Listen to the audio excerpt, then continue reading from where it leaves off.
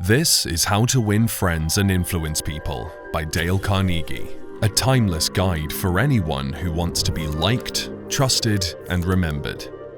The greatest lie ever told is that your wealth and success depend on how intelligent, creative, or hardworking you are. But the brutal truth is that the world is built on handshakes. Who you know is infinitely more important than what you know. So imagine how far you'd go, how much you'd accomplish if you could effortlessly make people like you, win them to your way of thinking, and ultimately become the type of person others just say yes to.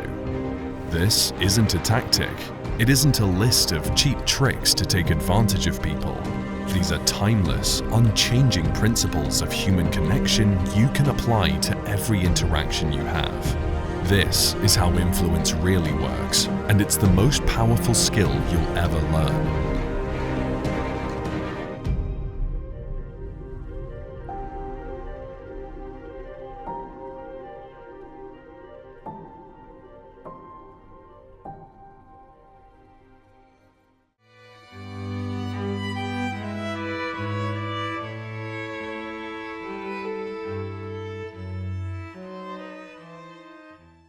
On May 7, 1931, after a 3-month crime spree, the NYPD had finally cornered the notorious bandit known as Francis Two Gun Crowley. For nearly 2 hours, 300 officers armed with rifles, tear gas, and machine guns peppered Crowley's hiding place on the 5th floor of West 91st Street. Incredibly, while firing at the police and bleeding out, Crowley took a moment to write a note about his situation. It read, "Under my coat is a weary heart, but a kind one that would do nobody any harm." Crowley was a murderer, so this is an extreme example, but it reflects a bigger truth. Everyone is the hero in their own story. People rarely blame themselves for anything. They don't respond well to criticism, no matter how valid it is. And one of the most powerful examples comes from Abraham Lincoln. After one of his generals failed to follow critical orders that could have ended the Civil War, Lincoln wrote him a letter full of frustration and disappointment. But he never sent it. He knew that venting might make him feel better, but it would destroy trust and future cooperation.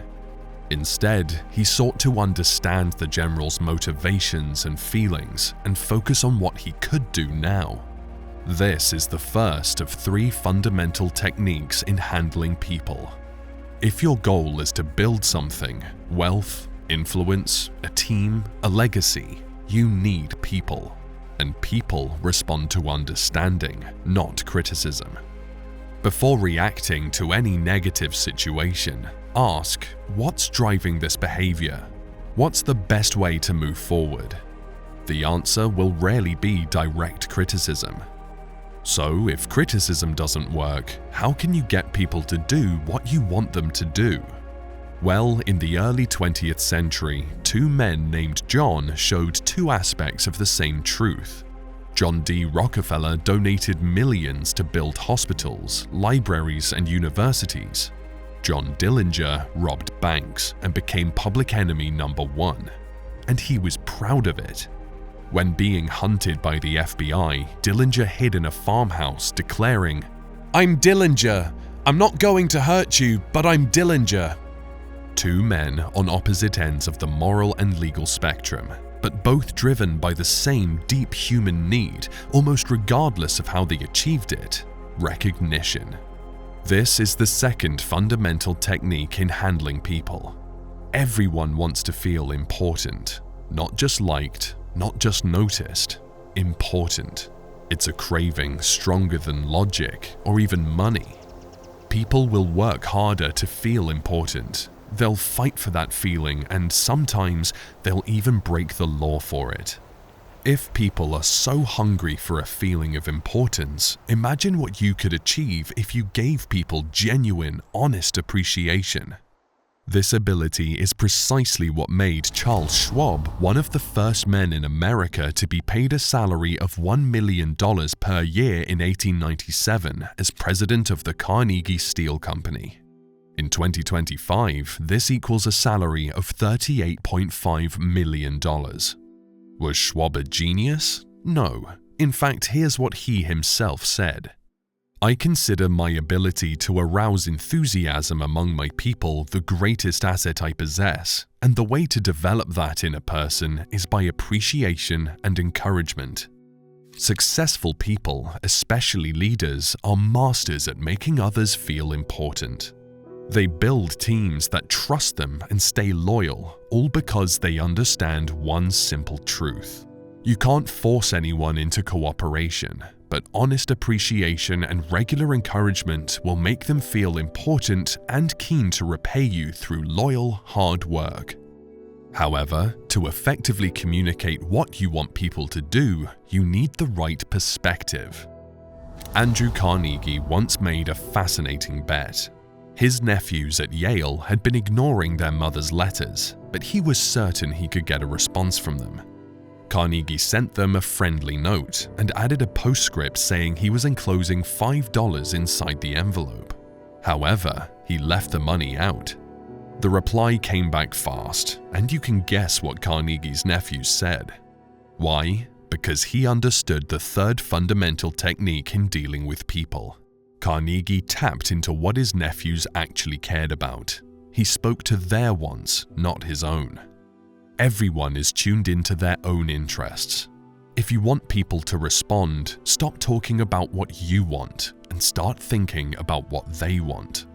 Whether you're selling something, managing a team, or just asking a favor, frame your request in terms of the other person's benefit. You'll find doors open much more easily.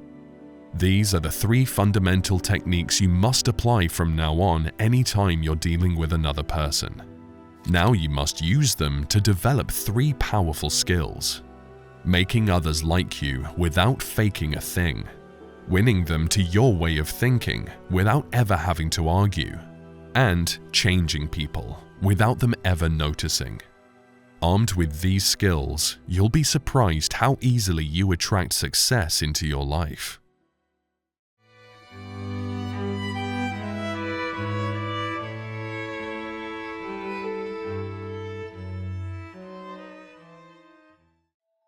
Dogs are the greatest winners of friends on the planet. Why? Because they show us one powerful thing: genuine, unconditional, unfiltered interest. They're excited to see us, give us their full attention, and make us feel important. If you want to be welcome anywhere, take a sincere interest in other people. Theodore Roosevelt lived by this principle. When visiting the White House during President Taft's presidency, he made a point of calling in on all the janitors, cooks, and gardeners he'd known years earlier, asking after their health and about their families. He hadn't forgotten, and people loved him for it. As one White House employee said with tears in his eyes, not one of us would exchange it for a $100 bill. Ask questions. Listen like it matters. Remember what people tell you. Don't do it with an agenda, do it with sincerity. Because the fastest way to win friends isn't to impress them, it's to make them feel seen. The second way you can make people like you is so simple, babies do it every day. And when you see them do it, you can't help but imitate them. This costs nothing, takes only a second, and can completely change how people feel in your company. All you need to do is smile. The unspoken warmth of a genuine smile is far more powerful than any scripted introduction. The key, of course, is sincerity. A smile that doesn't reach your eyes is easy to spot and easy to dismiss, but one that's rooted in genuine goodwill creates trust quickly and leaves a lasting impression. And if you don't feel like smiling, do it anyway. As William James put it, action seems to follow thinking, but really, action and feeling go together, and by regulating the action, we can indirectly regulate the feeling. In short, if you want to leave people with a positive memory of you, start by doing what comes naturally when you're around someone you like. Smile. One of the simplest but most powerful ways of making people like you is remembering and using their name. This is the third way to make people like you. Whether it's dealing with clients, persuading potential voters, or simply making new friends, people's names have a magical quality to them. This single item is wholly owned by the person you're dealing with and nobody else. It makes them unique. It makes them them. And when you use it, you'll be taking part of that magic and using it for yourself. Dale Carnegie once met a woman who was interested in his travels in Europe. As they talked, she mentioned she and her husband had recently visited Africa. "Africa!" Carnegie exclaimed. "How interesting! I've always wanted to see Africa. Do tell me about it." The woman talked for 45 minutes and never once asked Carnegie about his own travels. She wasn't interested in Carnegie's travels. She simply wanted an interested listener. The fourth way to make people like you is to listen to them. For many people, listening to them with genuine interest is the highest compliment you can pay them. Ask questions that invite others to talk about themselves. Encourage them to go deeper. And when they do, listen actively, without interrupting or steering the conversation back to yourself. People will walk away from those situations not remembering what you said, but how you made them feel, respected, understood, and important. After completing his military service, Edward E. Harriman needed a job. When he got the chance to speak to the local business magnate R.J. Funkhauser, he knew he'd only have one chance. What were his first words to his potential new employer? "Good morning, sir. I'm a great admirer of your work." No, Harriman began with, "Mr. Funkhauser, I believe I can make money for you."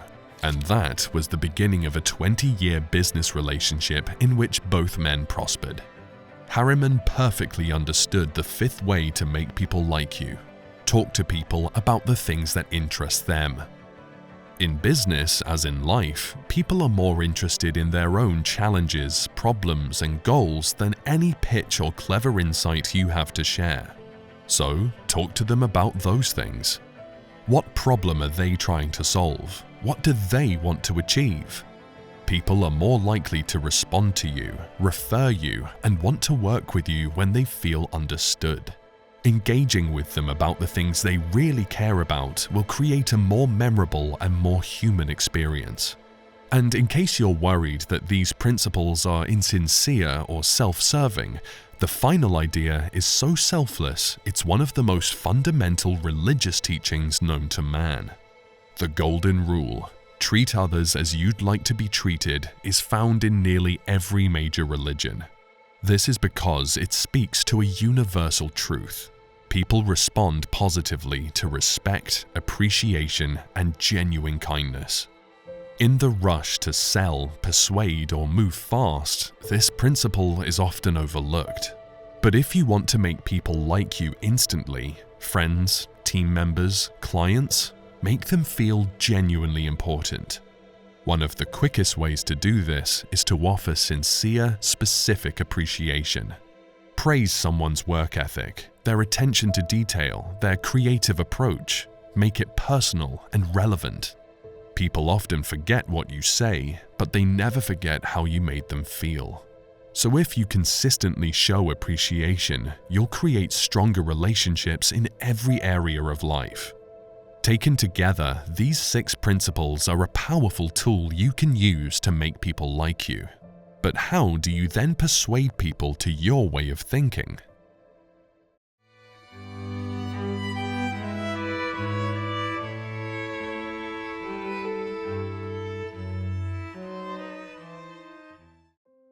When you want to change the way someone thinks, the work starts before you even say a single word. But to be brutally honest, the first thing you might need to change is your own attitude. This is exactly what happened to famous industrialist and philanthropist Dale Carnegie. Carnegie found himself in a debate with someone who had misattributed a quote. He knew the real source of the quote and was ready to correct him until a friend quietly advised, "Why prove him wrong? Why not let him save face? Carnegie took the advice, said nothing, and the friend went on in good spirits, none the wiser, but none the worse off either. That moment crystallized a hard truth. You can't win an argument. Even if you present facts and logic and walk away right, the other person is often left offended, defensive, and quietly resentful. It's a lose-lose situation no matter which way you look at it. This matters. Correcting a client in a meeting or one-upping a colleague in front of others may feel satisfying in the moment, but over the long term, it erodes your trust and rapport with other people. Even when you know you're in the right and the other person is wrong, there is almost nothing to be achieved by directly telling them that. Humans are wired to protect their egos. When challenged, many people will double down, even if they're uncertain. That's why directly correcting someone rarely changes their minds and just hardens their position even further. Finally, before attempting to say anything, put yourself in the other person's shoes. Look at things from their point of view. What pressures are they under? What are they trying to achieve?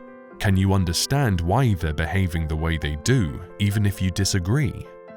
Let's say a colleague overlooked a key detail in a proposal.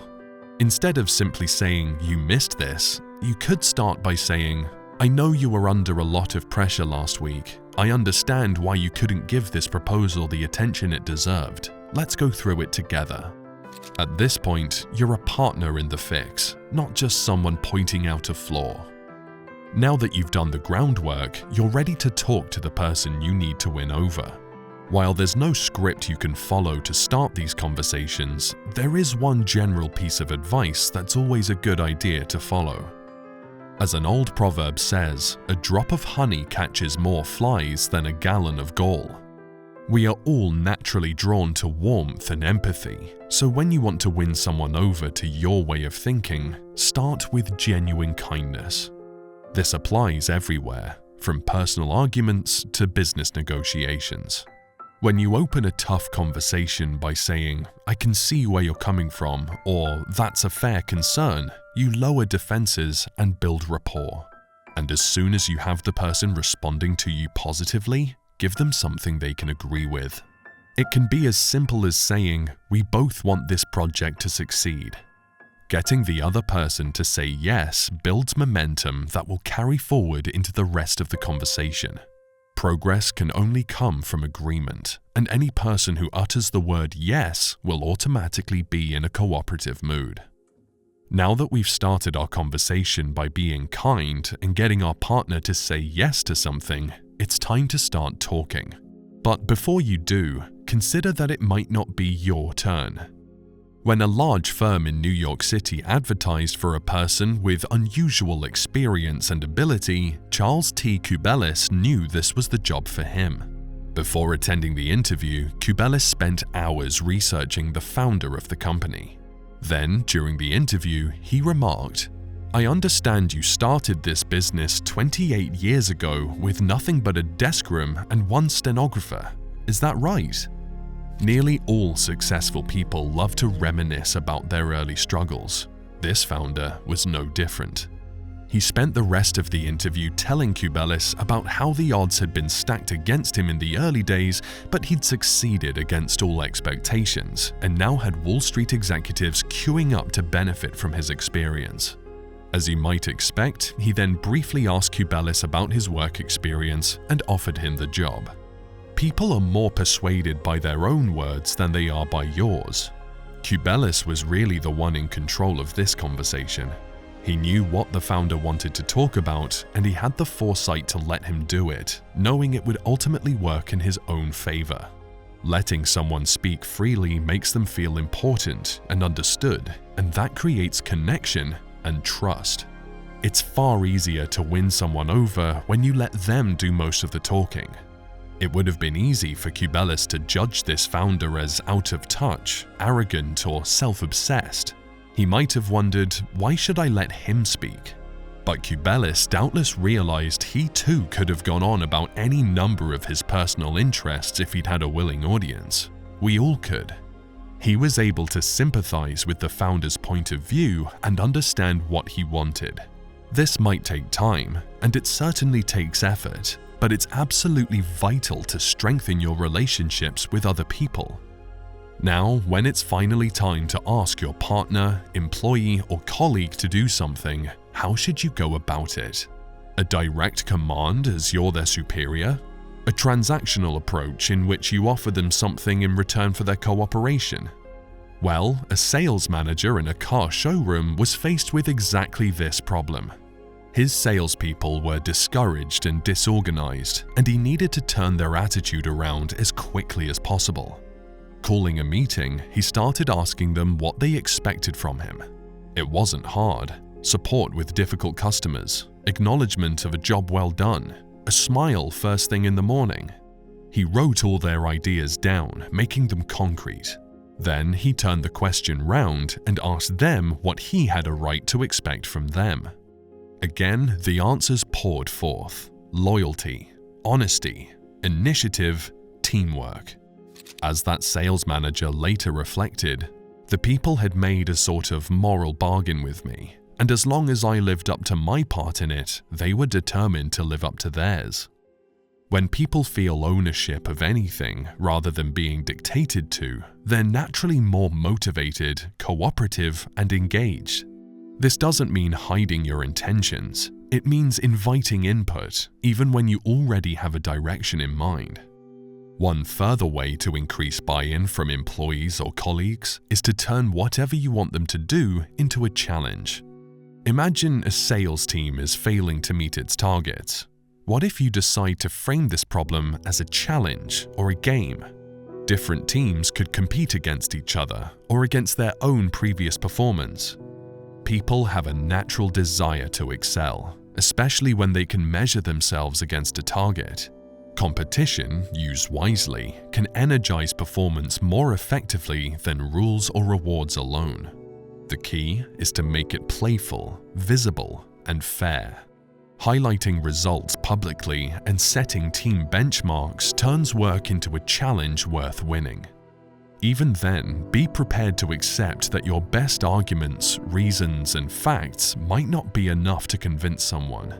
Sometimes you'll have to get creative. When the steel magnate Charles Schwab needed to get his steel mill workers to improve their output, he set the day and night shifts in competition with each other. But he did so by writing each shift's latest output in large numbers on the floor. If you want people to act, don't just tell them what's right. Make it come alive. When your ideas resonate emotionally as well as rationally, they don't just get heard, they get results. And regardless of whether you're planning how to win someone over or actively doing it, there are two more principles that can help you do so. When Lord Northcliffe discovered that a newspaper was about to publish an unflattering photo of him, he didn't demand they pull it or threaten legal action. Instead, he quietly asked the editor to consider how the image might affect his elderly mother. That was enough. The photo was never published. Lord Northcliffe succeeded by appealing to a noble motive. When you need someone to do something, if you give them a reason that speaks to their better nature, they're far more likely to act. Remember, everyone is the hero in their own story. Give people an opportunity to do good, and they will. Finally, and quite crucially, when you're wrong, admit it. Quickly, humbly, and without excuses. Trying to cover mistakes or shift responsibility only breeds mistrust with the people you know. But acknowledging your errors signals strength and emotional intelligence. It clears the air and allows the conversation to move forward towards solutions rather than standoffs. This kind of ownership is rare, but it's deeply respected when it's seen. You are now armed with the knowledge needed to win people over to your way of thinking. However, this is only the beginning. The most powerful thing you can learn is the art of making people change.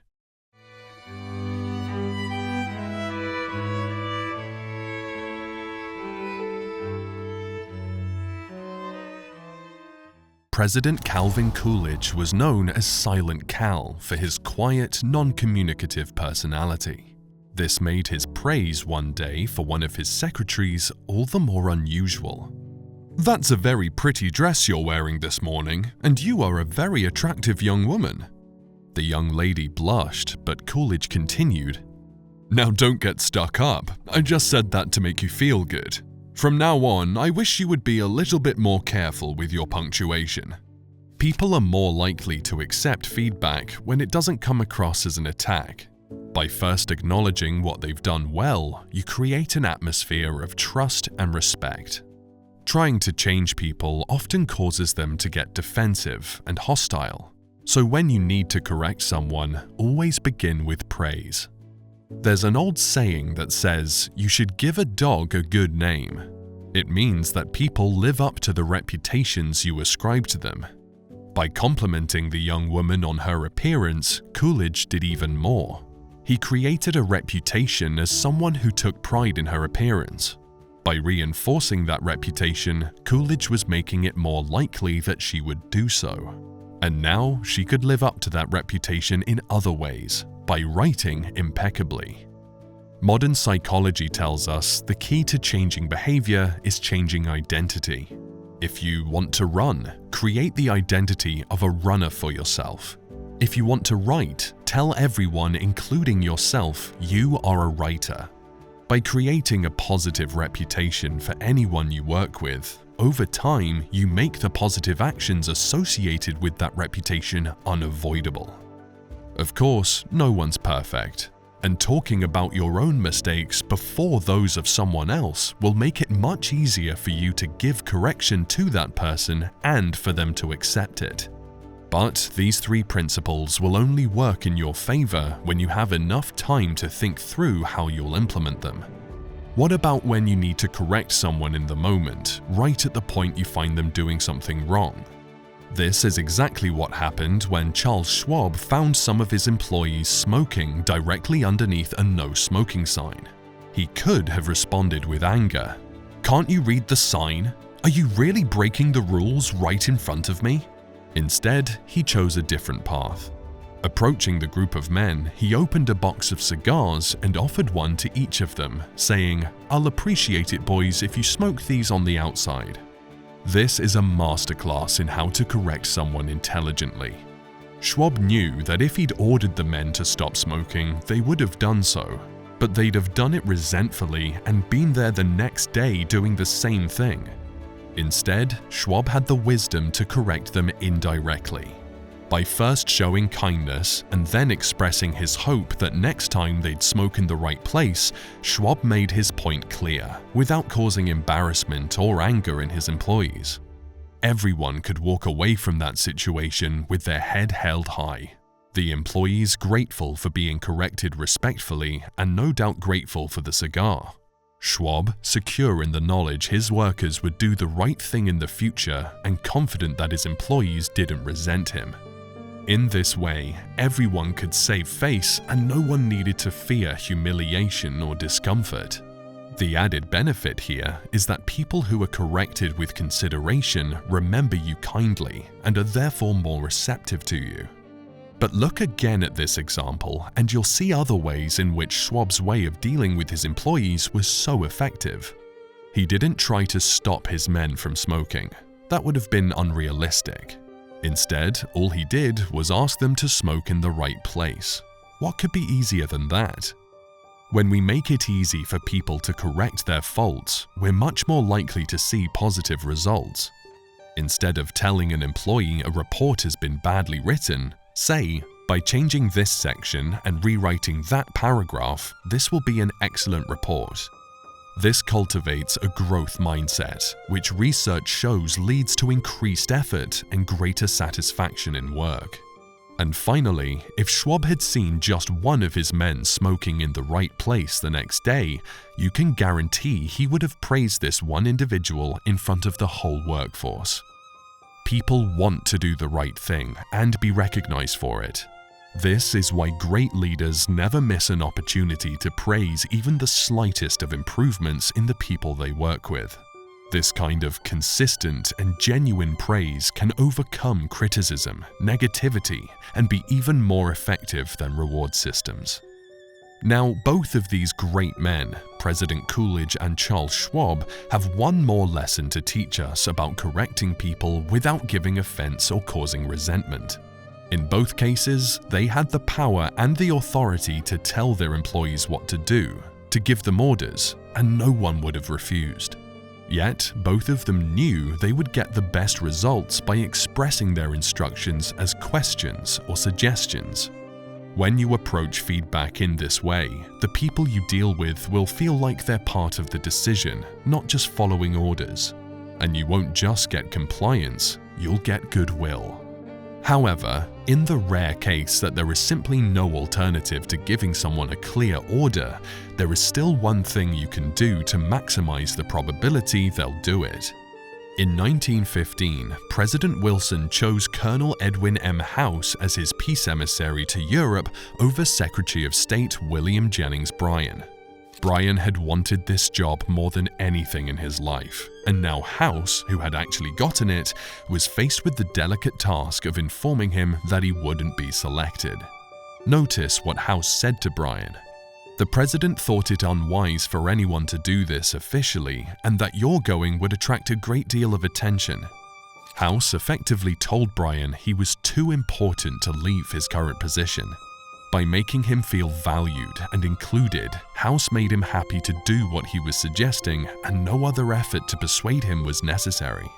In business, this approach is vital when you need to make a difficult request. Instead of demanding, frame the situation so that the other person sees it as an opportunity for their growth or benefit. That way, they're far more likely to engage with enthusiasm and commitment.